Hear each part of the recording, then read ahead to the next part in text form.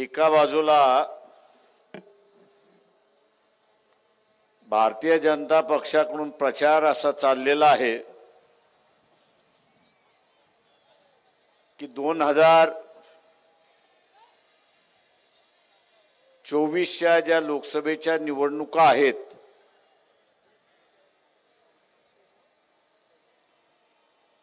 या निवडणुकांमध्ये आम्ही असणारा 318 324 लोकसभेच्या जागा आम्ही जिंकणार म्हणून त्या ठिकाणी घोषणा केली जाते। तो त्यांचा अजेंडा आहे। आपल्याला असणारा महाराष्ट्राचा अजेंडा बघायचा आहे आणि तो म्हणजे महाराष्ट्रातल्या 48 लोकसभा जागेपैकी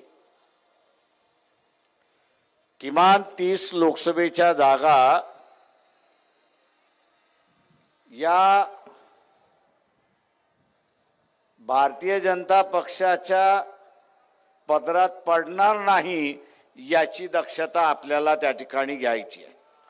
किमान 30।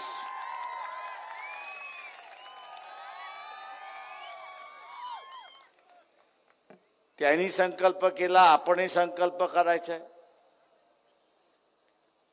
पण नुसता संकल्प करून चालत नाही।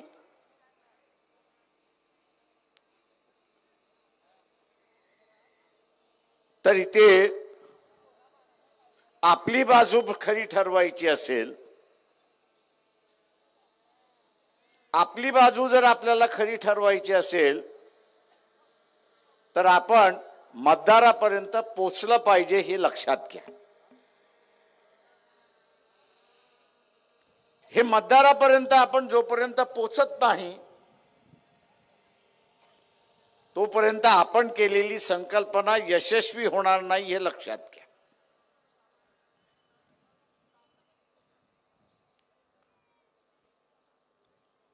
आता ही संकल्पना यशस्वी करायची असेल तर या सरकारच्या विरोधातला मतदार कोण आणि आपल्या बाजूने मतदान कोण करू शकतो याचं पहिल्यांदा आपल्याला आकलन करावं लागणार आहे। इथे सगळ्यात अस्वस्थ किंवा असुरक्षित हा जर कोण असेल तर कंत्राटदारीवरती, सरकारी कंत्राटदारीवरती लागलेला कर्मचारी हे आपण लक्षात घ्या।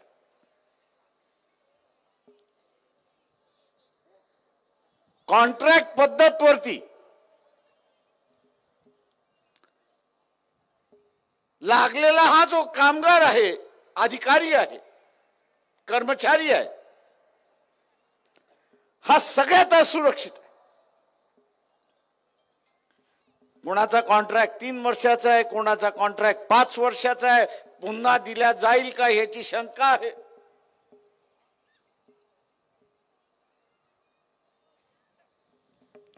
एकदा तिशी ओलांडली की शासन म्हणते आम्ही तुम्हाला घेऊ शकत नाही।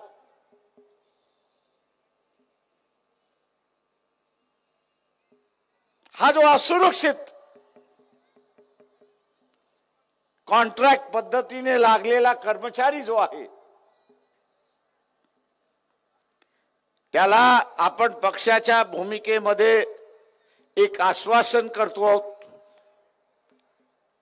की उद्याची असणारी सत्ता आणि या सत्तेमध्ये जर वंचित बहुजन आघाडी सहभागी असेल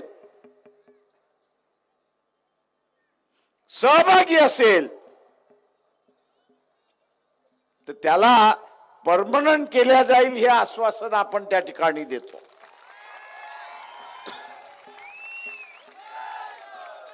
तेव्हा हा जो मतदार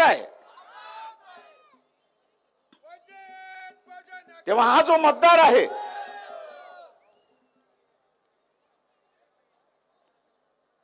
हा जो कर्मचारी आहे याच्यापर्यंत आपण पहिल्यांदा पोचलो पाहिजे आणि त्याला पक्षाची भूमिका आपण समजावून सांगितली. त्याला एकदा पक्षाची भूमिकाला समजली की तू अजून 10-12 जणांना समजवायला सुरुवात करतो हे लक्षात घ्या. कारण का त्याला टेम्पररी आणि असुरक्षित वातावरणातून त्याला सुरक्षित आणि परमनंट व्हायचं हे आपण लक्षात घ्या. मी हा जो कॉन्ट्रॅक्ट वरती लागलेला कामगार जो आहे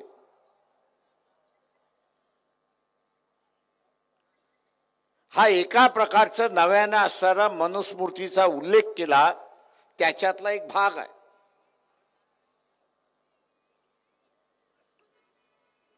त्याच्यातला असणारा एक भाग आहे. तुम्ही शिकलात बरोबर झालं.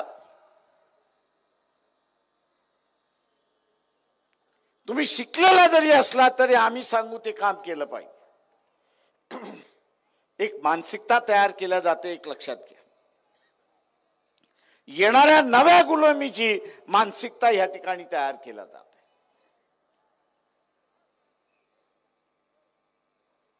आणि या मानसिकतेला खत पाणी ही कॉन्ट्रॅक्ट पद्धत त्या ठिकाणी टाकते. कारण का प्रत्येक 5 वर्षानंतर, प्रत्येक 3 वर्षानंतर, प्रत्येक 2 वर्षानंतर तू आपला निवेदन घेत, मोर्चे घेत तिथे असणारं माझं कॉन्ट्रॅक्ट वाढवा म्हणून त्या ठिकाणी सांगतो. एक मानसिक आघात केला जातो.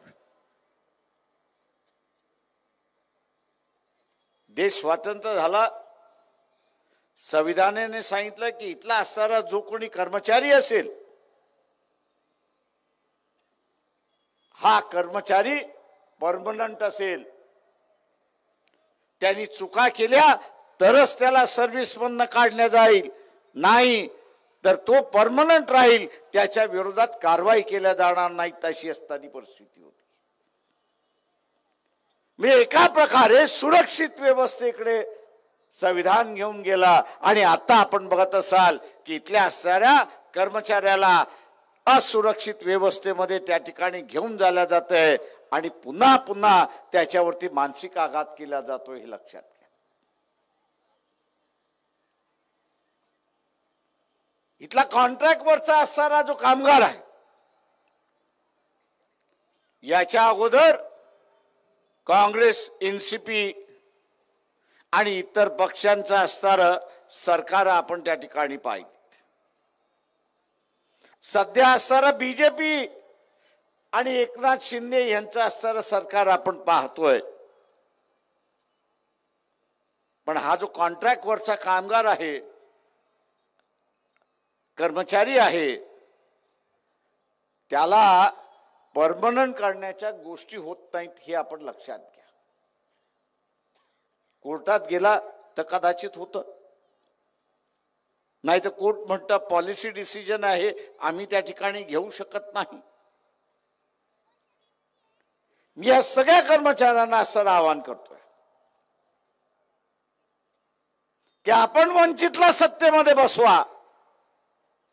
ही जी नव्याने येणारी कॉन्ट्रॅक्टची जी गुलामी आहे ती आम्ही संपवल्याशिवाय राहणार नाही, हे आश्वासन आम्ही आपल्याला या ठिकाणी देतो.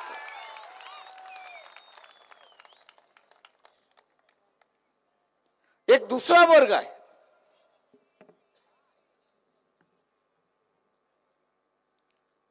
की जो इथला असणारा असुरक्षित आहे.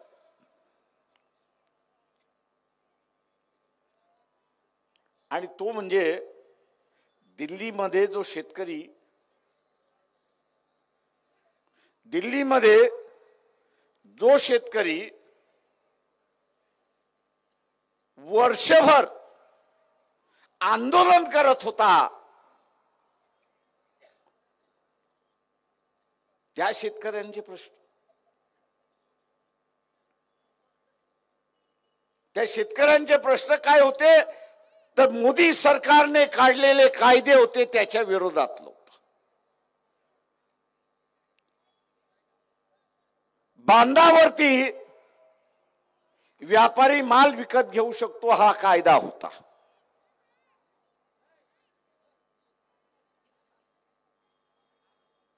दुसरं होतं की बाजार समित्या ज्या आहेत त्या बरखास्त केल्या जातील. आणि शेतकरी असं म्हणत होता की व्यापाऱ्याच्या विरोधात मला लढता येणार नाही, टिकता येणार नाही, आणि म्हणून हे केलेले कायदे आपण परत करा. मित्रो,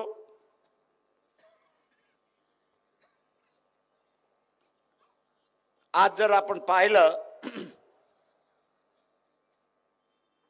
आज जर आपण या ठिकाणी पाहिलं की केंद्र शासन हमी भाव हे जाहीर करते, पण बाजारामध्ये व्यापारी त्या हमी भावापेक्षा कमी भावाने त्याचा माल विकत घेतो. आणि या व्यापाऱ्याने आता असा नवा लुटण्याचा मार्ग सुरुवात केला. हमी भावापेक्षा कमी भावाने घेऊन तो एका बाजूला शेतकऱ्यांना लुटतोय आणि दुसऱ्या बाजूला हाच व्यापारी जो शहरामधला ग्राहक आहे, खरेदी करणारा आहे, वर्ग आहे, त्याला तो लुटतोय. आपण एक लक्षात घ्या. भारतीय जनता पक्षातले असणारे आमदार खासदार यांना असणारं आव्हान करतो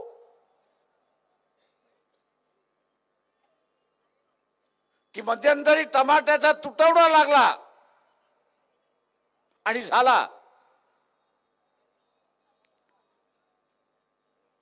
महिनाभर तुटवडा राहिला.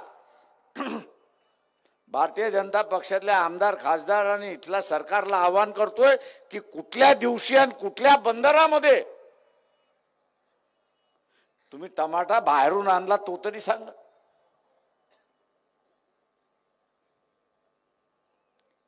तुम्ही टमाटा बाहेरून आला तो तरी सांगा. कुठली बोट आली नाही आणि कुठला बाहेरून टमाटा आला ना. आणि हे व्यापाराचं सरकार आहे, हे सर्वसामान्य माणसाचं सरकार नाही. इलेक्शन आलं, फंड पाहिजे आणि म्हणून टमाट्याचा तुटवडा केला आणि महिन्याभरामध्ये या शासनाने 18,000 कोटी सामान्य माणसाचे लुटले. हे लक्षात घ्या.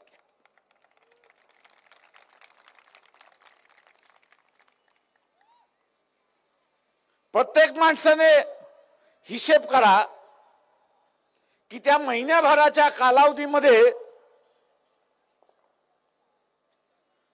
मी किती टमाटा विकत घेतला आणि किती अधिक पैसे दिले हे बघा. तुमचा हिशेब तुम्हीच करा. आणि जर तुम्हाला असं दिसलं की मी असणारे 100 रुपये जास्ती खरेदी केले, जास्ती रुपये देऊन खरेदी केलेत, तर तुमच्या शेजाऱ्यांनी तेच केलं, तुमच्या वस्तीतल्या लोकांनी तेच केलं, तुमच्या शहरातल्या लोकांनी तेच केलं, तालुक्यामधल्या लोकांनी तेच केलं, जिल्ह्याच्या लोकांनी तेच केलं, राज्याच्या लोकांनी केलं आणि देशभरातल्या सगळ्या माणसांनी केलं. प्रत्येकाचे 100 रुपये जमा करा. टोटल किती होते? माझ्या खिशातून 100 गेले म्हणून मला झळ पोचली नाही. पण प्रत्येकाचे 100 रुपये आपण असं केले तर या व्यापाऱ्याने टमाटा शॉर्टेज करत, त्याचा तुटवडा करत 18,000 कोटीचा लूट केली आहे. हे आपण असं लक्षात घ्या. आणि शासन काय म्हणत होते? तुटवडा आहे तर आम्ही काय करणार? शासन आहेच त्याच्यात आधी की तुटवड्याच्या वेळेस लोकांच्या बाजूने उभं राहिलं पाहिजे, त्यांच्या लूट होणार नाही हे त्यांनी बघितलं पाहिजे. पण हे शासन सरळ सरळ लूट होऊ देत होती, अशी असणारी परिस्थिती आहे. तेव्हा ही लुटारूंचं सरकार आहे. ही नवे लूटची पद्धत आहे आणि या नव्या लूटच्या पद्धतीला आपल्याला सरळ थांबावं लागेल. हे लक्षात घ्या. आपल्या लक्षात येत नाही. आपल्याला वाटतं महागाई वाढली, आपल्याला वाटतं तुटवडा झाला.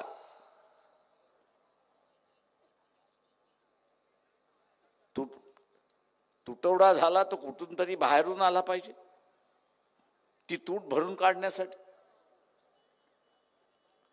भरून काढण्यासाठी बाहेरून कुठून येत नाही, तर इथे असणारा तुटवडा केला जातो. लक्षात येतं की आपण असणारा प्रचंड लुटलाय, आता भाव खाली करा, आणि पुन्हा टमाट्याचा भाव खाली आला, अशी परिस्थिती.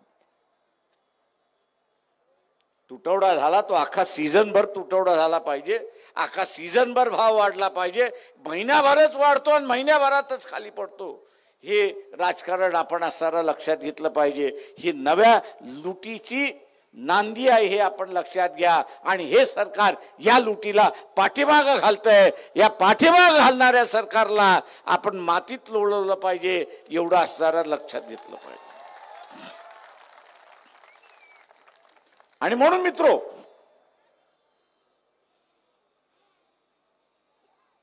हा जो ग्रामीण भागातला मतदार आहे, शेतीतला मतदार आहे, की ज्याचा हमी भावाने माल घेतला जात नाही, हा एक मोठा वर्ग आहे.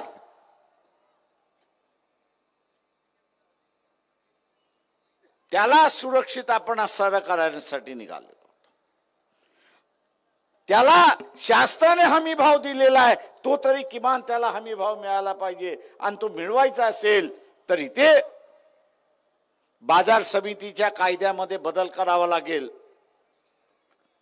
आणि बदल काय करावा लागेल, त्या साऱ्या बाजार समितीचा सभापती आणि डायरेक्टर याला जबाबदार धरला लागेल की त्या साऱ्या शासनाने दिलेल्या हमी भावापेक्षा तू स्वस्त रीत्याने विकत घेतलास आणि ते होऊ दिलं, तर हे डायरेक्टर आणि सभापती जे आहेत हे स्वतःहून जबाबदार राहतील. आणि नुसती जबाबदारी नाही तर फसवणुकीमध्ये सहभागी झालेला आहात म्हणून तुमच्यावरती फौजदारी गुन्हा सुद्धा दाखल केला जाईल. फौजदारीचं नाव घेतलं की सगळेजण घाबरतात. आणि म्हणून हा फौजदारीचा गुन्हा दाखल करण्याचा कायद्यामधला बदल झाला, तर हमी भावाच्या दरामध्ये तिथल्या असणारा शेतीमध्ये पिकलेलं जे आहे ते विकत घ्यावं लागेल. आणि शेतकऱ्याला आपण असणारा थोडाफार दिलासा त्या ठिकाणी देऊ शकतो. हा एक नवा वर्ग निर्माण झाला, हे आपण लक्षात घ्या. उद्याच्या या आपल्या मतदारामध्ये आपण जोपर्यंत जात नाही तोपर्यंत हा मतदार आपल्याला मतदान करणार. नुसतं इथे कळून चालणार नाही की असणारं हे शासन संविधान बदलणार. RSS BJPचं असणारं सरकार शासन बदलणार ही घोषणा माझ्यासारख्याला नवीन नाही किंवा आश्चर्यजनक नाही. ज्या सरदार पटेल यांना लोह पुरुष मानला जातो, त्याच सरदार पटेलाने जबरदस्तीने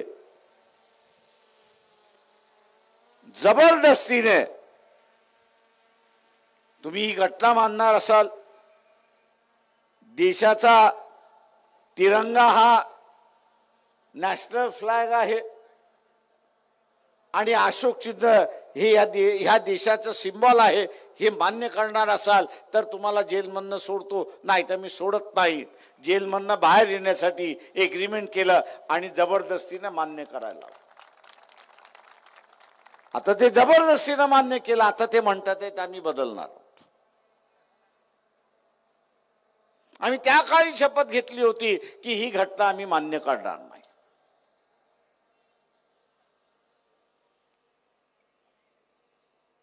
कारण बरोबर आहे,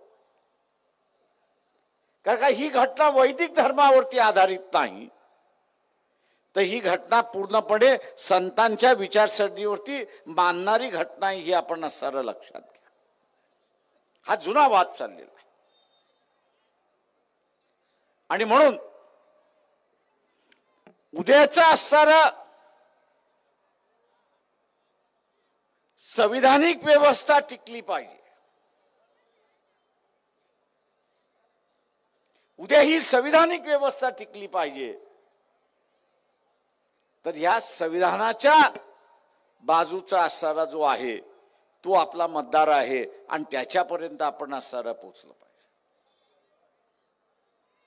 राजेशाहीच्या व्यवस्थेमध्ये आलुतेदार असेल, बलुतेदार असेल, इथला ओबीसी असेल, याला चोपदार आणि भालेदार सुद्धा होता येत नव्हता अशी असणारी परिस्थिती. त्याला चोपदारही होता येत नव्हता आणि भालेदारही होता येत नव्हतं. अपवाद फक्त शिवाजी महाराजांचा होता.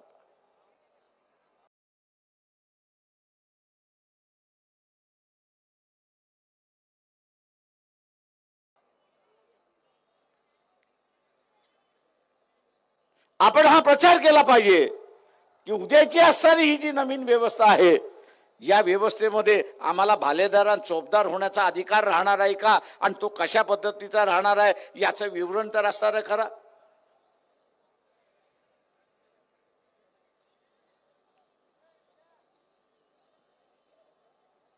आपण जोपर्यंत टार्गेट ओरिएंटेड काम करत नाही तोपर्यंत आपल्याला यश येणार नाही हे आपण असं लक्षात घ्या. उद्याची युती होईल की न होईल हे राजकीय पक्ष ठरवणार नाहीत. ते इथला असणारा रिंग मास्टर नरेंद्र मोदी जो आहे तोच ठरवेल. आता बसल्या बसल्या मी असणार एक बातमी दाखवत होतो की 21 तारखेला केजरीवालला ईडीने समन्स केलेलं आहे, बोलवलेलं आहे.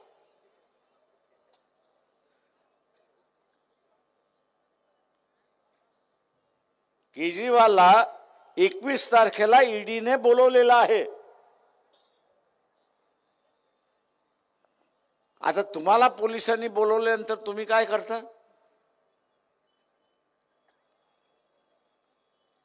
तुम्हाला पोलिसांनी बोलवल्यानंतर तुम्ही काय करता? पोलिसाला म्हणता ना बाबा मला सोडून दे, बघ जरा. आता तो उद्या केजरीवाल सुद्धा तेच करेल.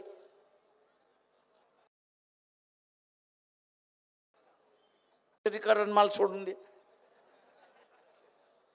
पुन्हा करणार नाही. ज्या का अनाभाका घ्यायच्या त्या अनाभाका पोलिसांसमोर घेतात. आता तोही माणूस आहे, तोही तेच करेल. उद्या त्याला सांगितलंय की तू असं कोणाबरोबर जायचं नाही, तो काय म्हणा ठीक आहे मान्य करतो, जात नाही कोणाबरोबर. तुम्हाला असं वाटतंय की नाही इथे असताना सगळ्यांनी एकत्र बसलं पाहिजे आणि बीजेपीच्या विरोधात लढलं पाहिजे? भावना ठीक आहे पण वस्तुस्थिती का? वस्तुस्थिती हा रिंग मास्टर जो आहे हा रिंग मास्टर कधी हत्तीला उभा करतोय, कधी घोड्याला उभा करतोय, कधी अस्वलाला उभा करतोय, कधी कुत्र्यालाही उभा करतोय. आणि म्हणून या रिंग मास्टरला वाटलं की युती व्हावी तर युती झाली.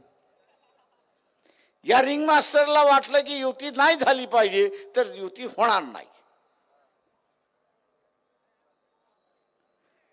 ही असणारी राजकीय परिस्थिती इथल्या रिंग मास्टरने आणून ठेवलेली आहे. आणि म्हणून आपल्याला सुद्धा मी आज दुपारच्या असणाऱ्या पत्रकार परिषदेमध्ये RSSचे प्रमुख मोहन भागवत जे आहेत त्यांना एक प्रश्न विचारला होता.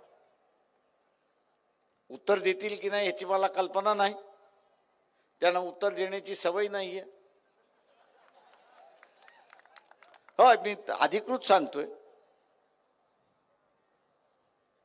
एक शिष्टमंडळ त्यांना असणारं निवेदन द्यायला गेलं. ते जिथे जाणार होते तिथे असणारा सगळ्यांना भेटलं आणि सांगितलं की आम्हाला आमचं निवेदन द्यायचं आहे. त्यांनी पोलिसांना सांगितलं की आम्हाला निवेदन द्यायचंय का त्यांना ब्लॅक कॅट सिक्युरिटी आहे. निरोप असा आला की RSSने आतापर्यंत कधीही निवेदन कोणाचं स्वीकारलेलं नाही. ते म्हटले अपवाद करा, आमचं स्वीकारा. ते म्हटलं आमची संस्कृती नाही की इथे निवेदन स्वीकारले. तेव्हा मी मोहन भागवतांना विचारतोय की तुमची आणि नरेंद्र मोदी वर्षभरात भेट झाली का याचा खुलासा करा. का दोन हिटलर आहेत. एक संघटनेतला हिटलर आहे आणि दुसरा लोकशाहीतला हिटलर आहे. तेव्हा आम्हाला ह्या दोन हिटलरांची भेट झाली आहे का ह्याची माहिती पाहिजे.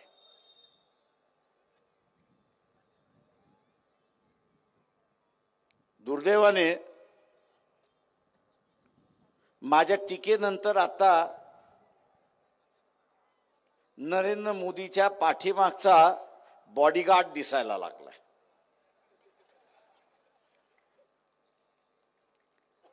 का मीच म्हणत होतो की नरेंद्र मोदी हा एकटाच दिसतो, दुसरा कोणी दिसत नाही लाल किल्ल्यावरनं. पण त्यांच्या अगोदरचे सगळे पंतप्रधान बघा, त्या सगळ्या पंतप्रधानाच्या पाठीमागे दोन बॉडीगार्ड त्या ठिकाणी दिसतात. मोदी त्या बॉडीगार्डला सुद्धा घाबरत होता.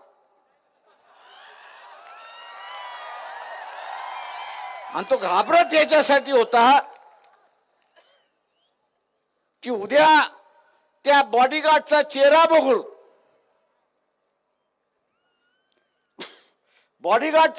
बघून लोकांनी ही चर्चा केली की मोदीपेक्षा बॉडीगार्ड चांगला आहे.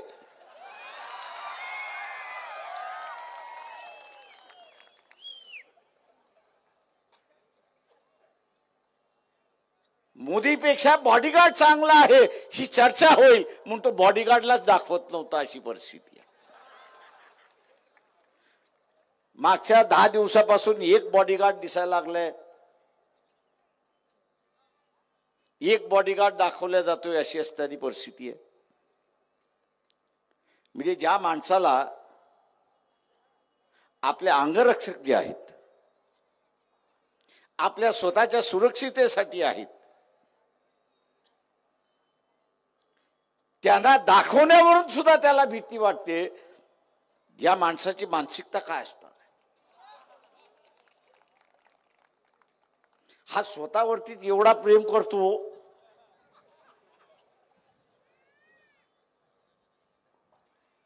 आणि उद्या जर पंतप्रधान झाला नाही ना, आपला चेहरा दिसला नाही तर हा वेड्याच्या हॉस्पिटलमध्ये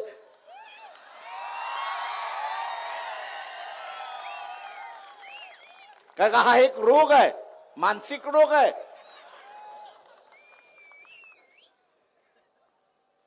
आणि म्हणून मित्रो,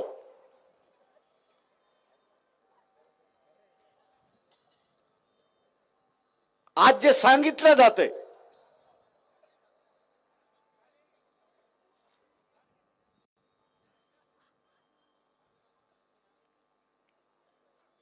की मोदींशिवाय पर्याय नाही,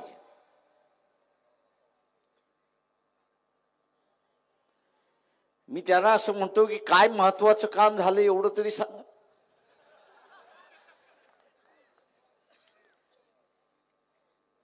नाहीतर मध्यंतरी अमेरिकेचे राष्ट्रपती आले होते, जो बायडन. त्या दोघांची प्रेस कॉन्फरन्स चालली होती. तुम्ही सगळ्यांनी टीव्ही वरती पाहिलं असेल. मोदीच्या हातामध्ये ग्लास होता की नव्हता? त्या ग्लासचा असताना संकेत असतं. संकेत काय असतं की तुम्ही दारू पिणार असाल तर ह्या ग्लासमध्ये असतं, या हातामध्ये ग्लास असतो.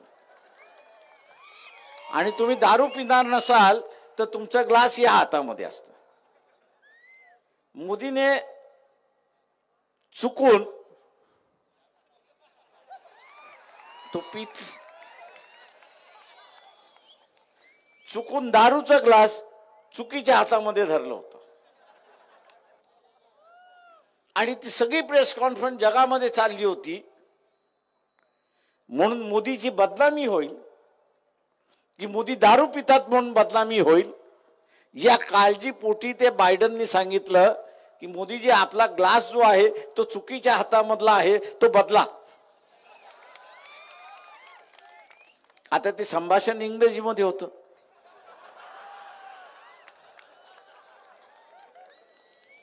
बायडन इंग्रजीमध्ये बोलत होता. पुन्हा खोला तुम्ही बघत असाल की तो एकदा नाही तीनदा सांगत होता आणि मोदी आपला 3 वेळा खिकी खिकी खिकी हसत बसला.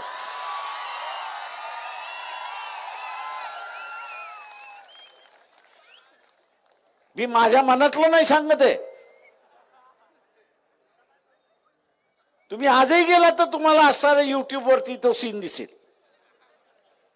आणि शेवटी बायडन स्वतः म्हणणार ह्याला मी सांगतोय नीट वाग तरी हा नीट वागत नाही.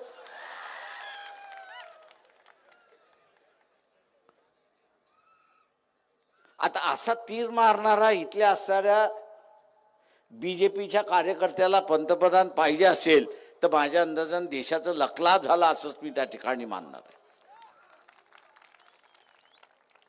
आणि म्हणून मित्रो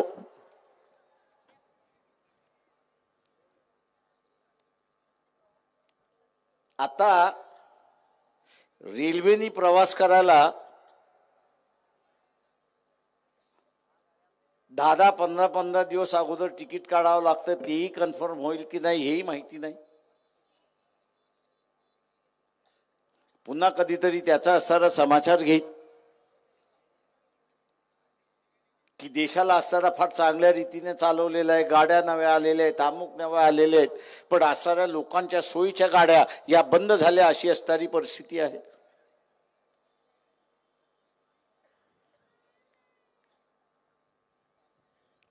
एक प्रचार फार जोरात चाललेला आहे.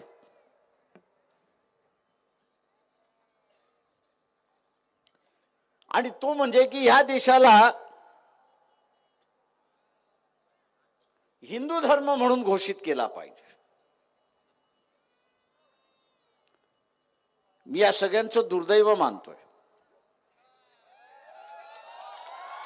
मी दुर्दैव ह्याच्यासाठी मानतोय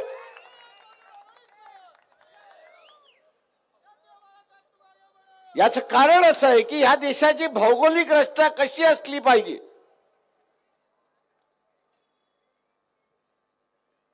याचा त्या काळचा असणारा विचार फक्त बाबासाहेबांनी केला. ज्यांनी कोणी असणारं थॉट्स ऑन पाकिस्तान हे पुस्तक जर वाचलं असेल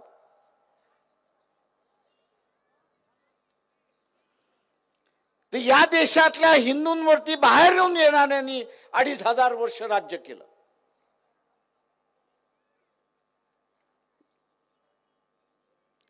मोगलांनी केलं, ख्रिश्चनांनी केलं, फारसीनी केलं.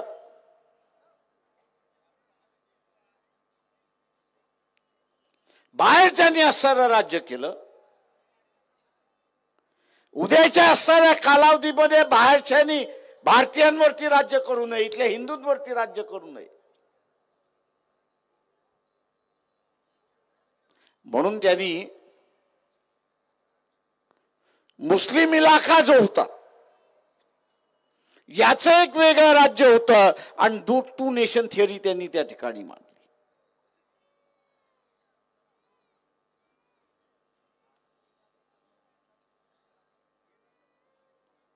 की उद्याच्या असणाऱ्या कालावधीमध्ये भारतीयांवरती बाहेरच्यांनी येऊन राज्य करू नये आणि म्हणून सीमा कुठे असावी आणि ती सुरक्षित कशी राहावी याची असणारी मांडणी केली. आणि आज आपण असणारा बघतो की इथला असणारा भारतीयांचा एक देश म्हणून गेली 70 वर्ष आपण असणारं टिकून राहिले. आता त्याला गालबोट लावायला सुरुवात झालेला आहे. याच 24 तारखेला याच जळगावमध्ये हिंदू जागरण समितीचा असणारा प्रचाराचा मोहीम उघडणार आहे. संविधान बदललं पाहिजे म्हणून तिथं सांगितलं जाणार आहे. हा देश हिंदू झाला पाहिजे म्हणून त्या ठिकाणी सांगितलं जाणार आहे. 80% इथली लोकसंख्या हिंदूंचीच आहे.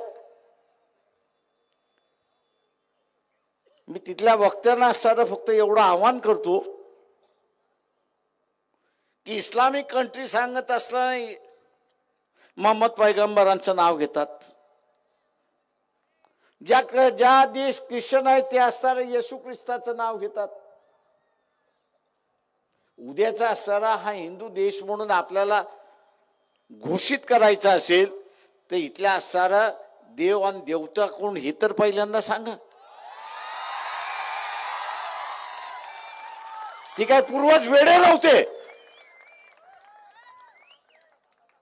ते काय पूर्वज वेडे नव्हते.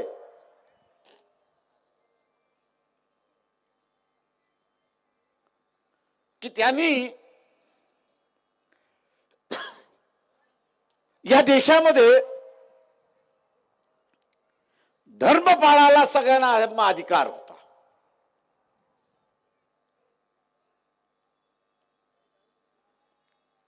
धर्म पाळायला सगळ्यांना अधिकार दिला. मी मगाशी ज्याचा उल्लेख केला, संतांची विचारसरणी ही समतावादी विचारसरणी आणि वैदिक धर्माची विचारसरणी ही असणारी विषमतावादी विचारसरणी आहे. हळूहळू दोघेही बदलतील आणि एका नव्या दिशेने सुरुवात होतील ही अपेक्षा त्या पिढीची होती.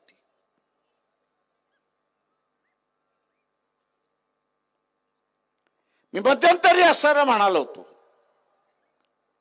RSS वाल्यांना म्हणालो होतो की तुमचं असणारं हे जे कल्चरल नॅशनलिझम आहे ना, सांस्कृतिक राष्ट्रवाद असं म्हणताय,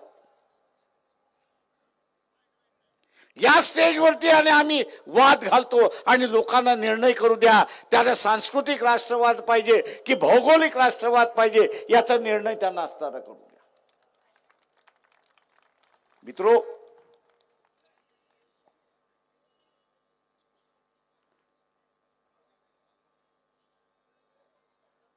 एकदा तुटलं की जुळणार नाही एवढं लक्षात घ्या.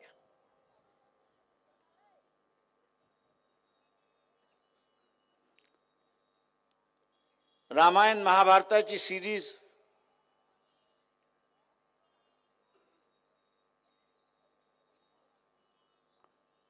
याला प्रेक्षक 90% होते. 90% होते. पण त्या रामायणाच्या सिरीज मध्ये एक सुप्रीम कोर्टामध्ये पिटिशन घेतली, मी त्यांचा उल्लेख नाही करत आहे, आणि त्या पिटिशनचा गाभा काय होता की कुठल्या देवाने कोणासमोर झुकलं आणि कुठल्या देवाने कुठल्या समोर झुकल्यामुळे माझ्या भावना दुखल्या आणि म्हणून हा सीन काढून टाका म्हणून ते पिटिशन होतं.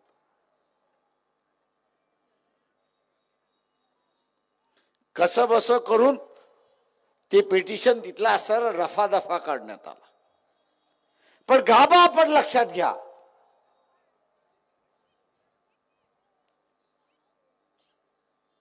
गाभा हा आहे की प्रत्येक जण हा कुठल्या नाही कुठल्या तरी देवाला मानतो आणि त्याला तो असणारं प्रमाण मानतो. कदाचित तो एक असेल, अनेक असेल, आणि म्हणून मी असताना म्हटलं की उद्याच्या असणाऱ्या 24 तारखेच्या ह्याच्यामध्ये तुमचा प्रमुख हे तर ठरवा. तुम्ही ठरवला तर उद्या तो ठरवण्याचा वेळ येणारच. हा म्हणणार तो, तो म्हणणार तो, तो म्हणणार तो, पुन्हा भांडणं सुरुवात झाली.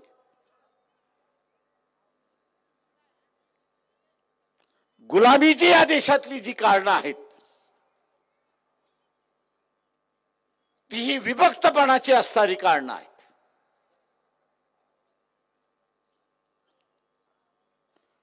आणि म्हणून बाबासाहेबांनी इतर सगळेच म्हणाले होते की ज्या भावनेतून इथली माणसं विभक्त होऊ शकतात त्यांना कृपा करून राजकारणाचा अड्डा बनवू नका.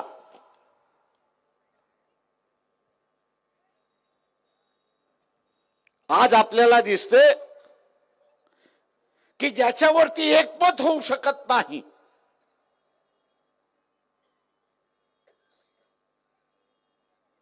ज्याच्यावरती एकमत होऊ शकत नाही अशा असणाऱ्या विषयाला टेबलावरती आणलेला आहे.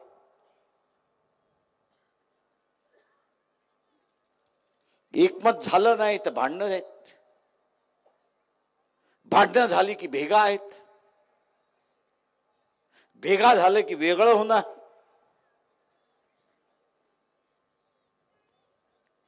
हा इशारा आहे. आणि म्हणून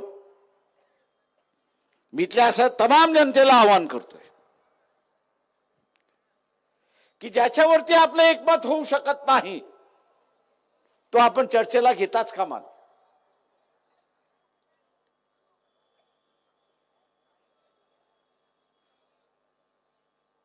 तो आपण चर्चेला घेताच कामा नये. आणि ह्या देशामध्ये माणसांमधला भेदभाव आपल्याला वेगळा करता का.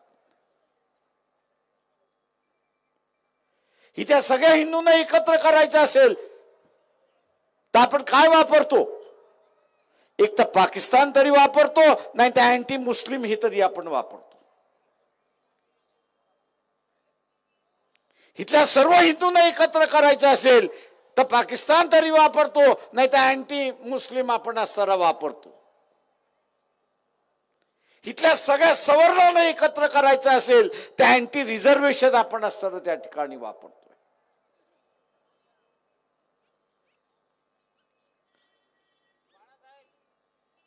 प्रश्न असताना त्याच्यामधला एक आहे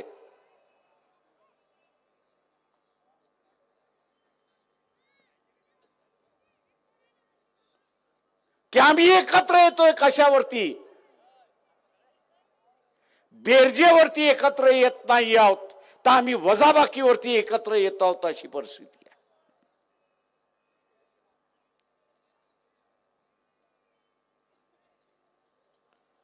जिथे बेरजेवरती एकत्र येतो तिथं नवीन घडवता येतं,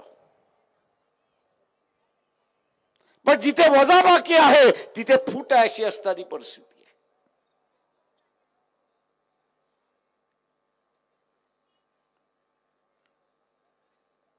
आव्हान इथल्या असं रेखाताईंनी असणारा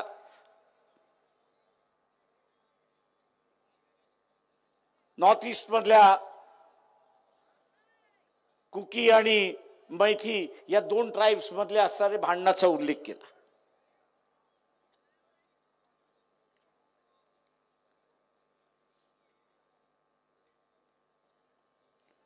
तुम्ही आता ट्राइब मध्ये भांडणं लावायला लागलेला आहात.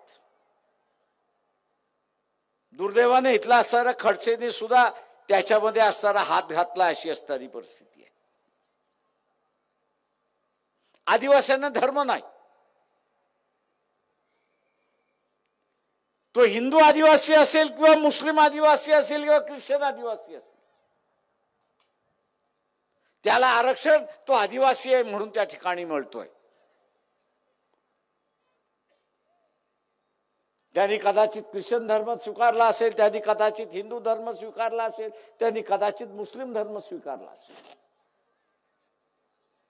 संविधान असं म्हणतंय की तो आदिवासी आहे म्हणून त्याला असणारं आरक्षण आपण दिलं पाहिजे. आता काही आदिवासी मुस्लिम झाले, काही आदिवासी ख्रिश्चन झाले, काही आदिवासी हिंदू झाले, तर त्यांनी धर्मांतर का केलं आणि केलं असेल तर त्यांचं आरक्षण काढा म्हणून असं एक नव्यानं मोहीम या ठिकाणी सुरुवात झाली.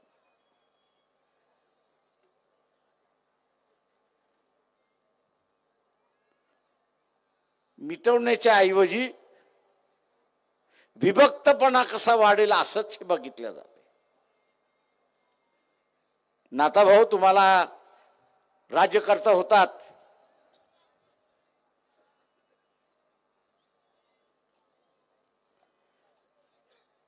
आणि अनेक तुमच्यासारखे राज्यकर्ते आहेत,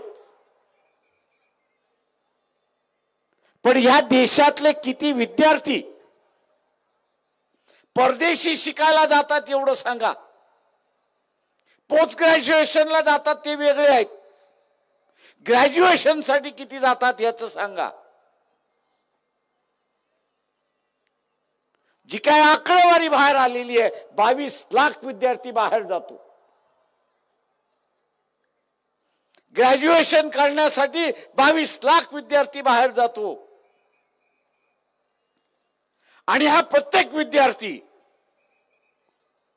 40 ते 50 लाख खर्च करतो अशी असताना परिस्थिती. तुम्ही राज्यकर्ते होतात, शाळा खोलल्या असत्या, कॉलेजेस खोलल्या असत्या, मेडिकलच्या, इंजिनिअरिंगच्या, आर्किटेक्टच्या, वेगवेगळ्या ह्याच्या, आयटीच्या असणाऱ्या खोलल्या असत्या, ते 22 लाख विद्यार्थी बाहेर गेले नसते. हे 22 लाख विद्यार्थी बाहेर गेले नसते, आणि हे 22 लाख विद्यार्थी इथं शिकत असते, तर तेवढेच प्राध्यापक लागले असते, आणि तेवढाच नॉन टीचिंग स्टाफ लागला होता. रस्त्यावरचा हा जो बेरोजगार आहे, आज रस्त्यावरचा असणारा बेरोजगार आहे, कदाचित अर्धा बेरोजगार हा या शाळेमध्ये लागला असता अशी परिस्थिती आहे.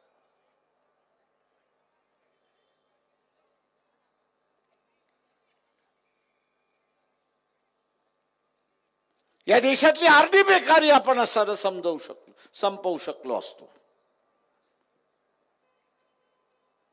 आणि 50 लाखाच्या निमित्ताने या देशाची संपत्ती जे परदेशी चाललेली आहे ती कदाचित आपण थांबवली असती, आणि इथले असणाऱ्या गोरगरिबाचा प्रश्न आपण त्या ठिकाणी सोडवला असता. मित्रो,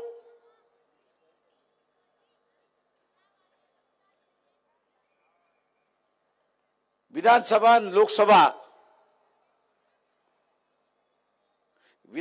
आणि लोकसभा या माणसांच्या पोटाचा प्रश्न आणि सुरक्षिततेचा प्रश्न त्या ठिकाणी सोडवतात.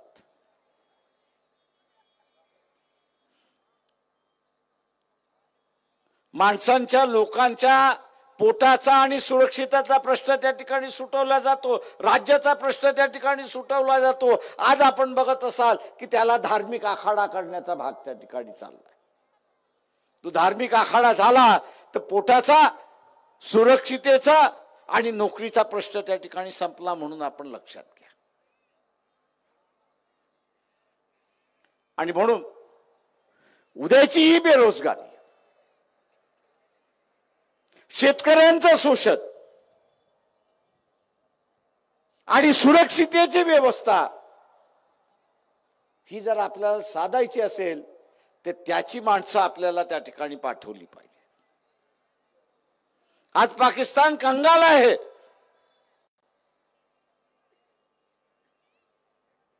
दोन दिवस सुद्धा लढण्याचं शस्त्र त्यांच्याकडे नाही. पण आजही आपण बघत असाल सीमेवरती दर तिसऱ्या दिवशी 2 जवान मरतात आहेत अशी परिस्थिती आहे. अरे तुम्हाला असणारा 56 इंचाची छाती आहे, या 56 इंचाच्या छातीमध्ये एक पुलवामा आणि त्याच्यानंतर उरी. अरे पुन्हा घुसा आणि मोकळं व्हा ना एकदाच. पण गांडीत दम पाहिजे.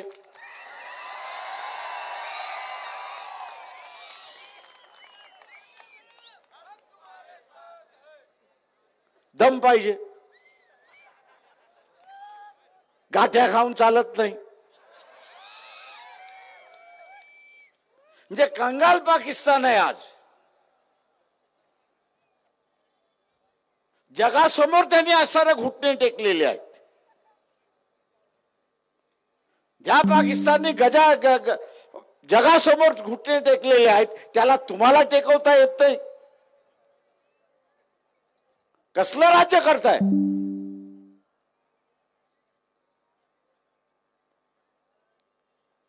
आणि म्हणून मित्रो, आपण खऱ्या अर्थाने विस्कळीत होत चाललोय अशी असणारी परिस्थिती आहे. समाजाची घडी विस्कळीत चाललेली आहे. आज एका बाजूला ओबीसी टाकलाय आणि दुसऱ्या बाजूला मराठा टाकलाय. ओबीसी सरळ सरळ म्हणतोय मी यावेळेस मराठ्याला मतदान देणार नाही. अरे ही कुठली भाषा आणि ही कुठली परिस्थिती? ती ह्या इलेक्शन मध्ये होणार आहे की 70% 80% ओबीसी हा मराठ्याला मतदान देणार नाही. आपली ही आपण असणारी ही परिस्थिती बघतोय की हाताबाहेर जा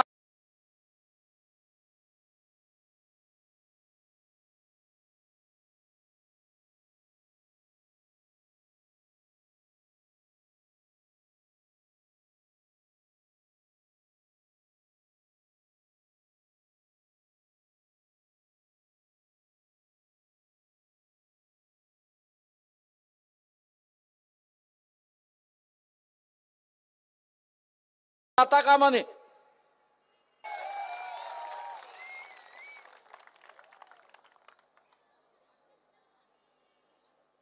सरकार बैठकावरती